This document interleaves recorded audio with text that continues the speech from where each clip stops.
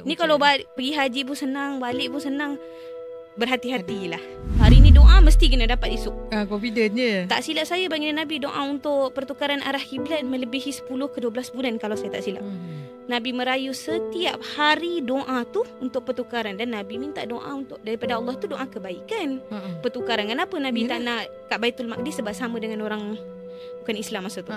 So dihina kan. So lalu Allah hadiahkan setelah berapa lamanya doa tersebut, Allah gantikan peristiwa pertukaran arah kiblat daripada Baitul Maqdis kepada Baitullah. Kepada Baitullah. Tapi Nabi doa berapa lama? Kita hari ni mentang-mentang tu waktu mustajab doa, mentang-mentang kata Arafah waktu wukuf tu mustajab. Kenapa saya minta tak dapat? Betul. Instant.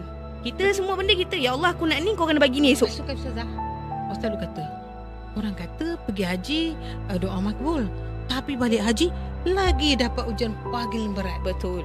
Dan ada yang kata itulah haji yang sebenar. Betul. Haji yang mabrur ni adalah bila mana dia berhadapan dengan ujian. Ni ujian. kalau pergi haji pun senang, balik pun senang. Berhati-hatilah.